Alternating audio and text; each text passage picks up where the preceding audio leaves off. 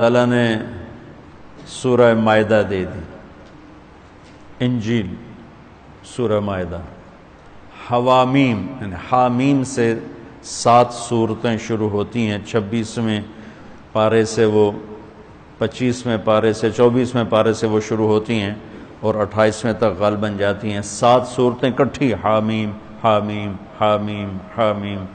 تو زبور کے بدلے اللہ نے مجھے حامیم عطا فرمائی اور باقی قرآن کے ذریعے سے مجھے عزت اور فضیلت عطا فرمائی۔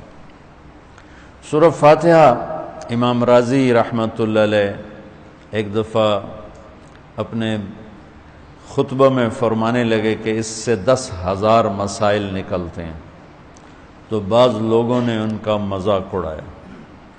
وہ مذاق اڑانا تفسیر رازی کا سبب بنا، تفسیر کبیر کا، کہ فرمایا کہ جب انہوں نے میرا مذاق اڑایا تو میں نے اللہ کا نام لے کر قلم اٹھایا اور میں نے لکھنا شروع کیا۔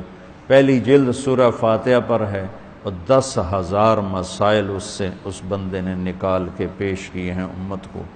کبھی موقع ملے تو آپ پڑھ لینا۔ اور حضرت علی کا فرمان ہے، امام المتقین، اگر میں سورہ فاتحہ کی تفسیر کروں، سورۃ فاتحہ کی تفسیر لکھواؤں تو 70 اونٹوں پہ لادی جائے گی، 70 اونٹوں پہ۔ اور یہ خالی دعویٰ نہیں تھا، ایک حدیث اور سنو۔ ایک دفعہ عشاء کی نماز پڑھا کے تشریف فرما ہوئے اور فرمایا، آؤ آج میں تمہیں سورہ فاتحہ کی تفسیر سناؤں۔ تو شروع کرتے ہیں بسم اللہ سے، اور بسم اللہ کی با سے شروع کرتے ہیں۔ عربی میں تو حروف کا بھی مطلب ہوتا ہے نا، با کا مطلب بیان کرنا شروع کیا اور فجر کی اذان ہو گئی، با چل رہی تھی۔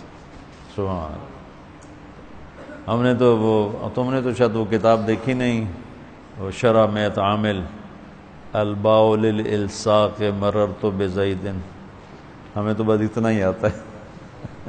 یا حرف جر ہے، باؤ تاؤ کاف و لام و واؤ منز و مزخلا رب حاشا من عدا حتی، کیا ہے حتی الہ، وہ جو نحمیر زبانی یاد کی تھی۔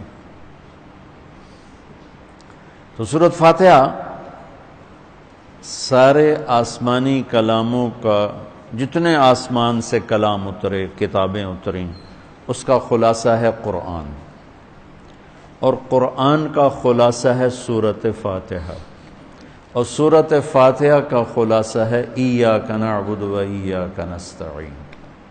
ایک اور طرح، سارے آسمانی کلاموں کا سردار ہے قرآن، اور قرآن کا سردار ہے سورۃ بقرہ، اور سورۃ بقرہ کا سردار ہے آیت الکرسی، اللہ لا الہ الا ہو۔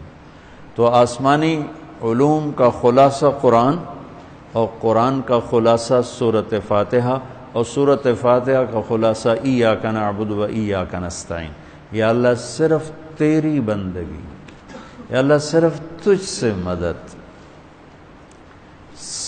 ایاک سارے طرفوں سے، وَإِذَا سَأَلْتَ فَاسْأَلِ اللَّهِ وَإِذَا اسْتَعَنْتَ فَاسْتَعِنْ بِاللَّهِ ایاک، کہ یا اللہ صرف تیری بندگی، اور یا اللہ صرف تجھی سے مانگنا، تیرے آگے جھولی بھر، دنیا بھی اسی سے مانگنی ہے اور آخرت بھی اسی سے مانگنی ہے۔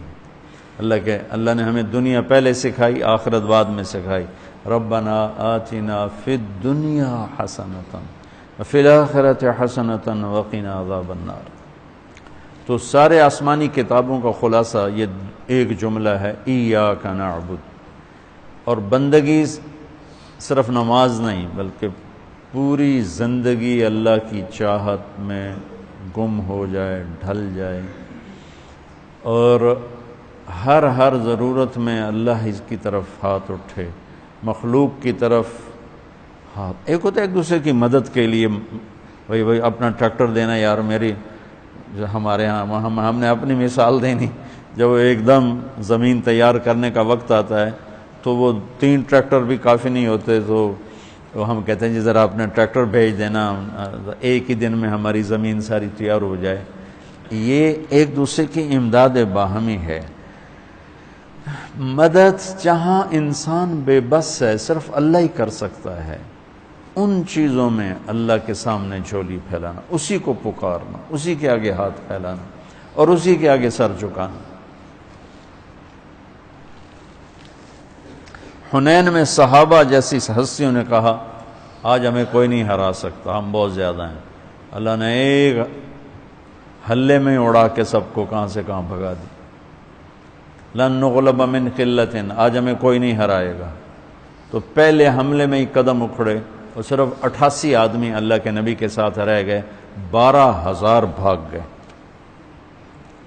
پھر یوم حنین اذ اعجبتکم کثرتکم فلم تغن عنکم شیئا۔ تو میرے عزیزو، سورۃ فاتحہ پورے قرآن کی چابی ہے، تمہید ہے۔ قرآن توحید بتاتا ہے، رسالت بتاتا ہے، آخرت بتاتا ہے۔ سورۃ فاتحہ میں توحید بھی ہے، رسالت بھی ہے اور آخرت بھی ہے۔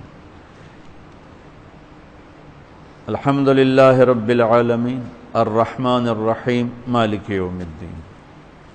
الرحمن الرحیم تک اللہ کی ذات صفات توحید ہے، مالک یوم الدین جزا سزا اور آخرت ہے، ایاک نعبد و ایاک نستعین یہ مقصد زندگی ہے، اہدنا الصراط المستقیم یہ طلب ہے زندگی کی، سب سے بڑی طلب ہدایت ہے، الصراط الذین انعمت علیہم یہ رسالت کہ جن پر تیرا انعام ہوا، اولئک مع الذین انعم اللہ علیہم من النبیین والصدیقین والشہداء والصالحین وحسن اولئک رفیقا۔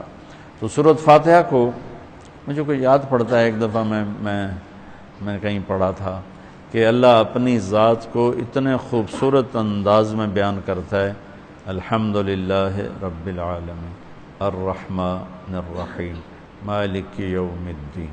یہ تو غیب کے صیغے کے ساتھ بات ہو رہی، لیکن اللہ اپنی ذات کو اس قدر خوبصورت انداز میں بیان کرتا ہے کہ ان 4 لفظوں میں اللہ سامنے آ جاتا ہے تو سننے والا اللہ کو سامنے دیکھ کر کہتا ہے ایاک نعبد، تیری ہی بندگی کرتے ہیں، وَإِيَّاكَ نَسْتَعِينُ تجھ سے مانگتے ہیں، کیونکہ اللہ کو دینے کے لیے کہیں سے مانگنا نہیں پڑتا۔ ابراہیم علیہ السلام نے آگ میں جاتے ہوئے جبریل اور ہوا کے فرشتوں کو کہہ دیا تھا اما الیک فلا واما الی اللہ فنعم ایاک نعبد وایاک نستعین۔ اللہ تعالیٰ نے اپنی ذات کو اس خوبصورت انداز میں پیش کیا کہ ایک جیسے ہم اللہ کو دیکھ کر کہہ رہے ہیں ایاک نعبد وایاک نستعین، یا اللہ صرف تیری بندگی کریں گے، یہ سر اور کہیں نہیں جھکے گا، اور یا اللہ صرف تجھ سے مانگیں گے اور کسی سے نہیں مانگیں گے۔ قرآن وہ میں نے پہلے ایک مثال سے بتا دیا، یہ استعانت بالغیر نہیں ہے، بھائی مجھے قرض چاہیے اب مجھے 1 لاکھ روپیہ دے دیں، یہ اس میں نہیں آتا ہے۔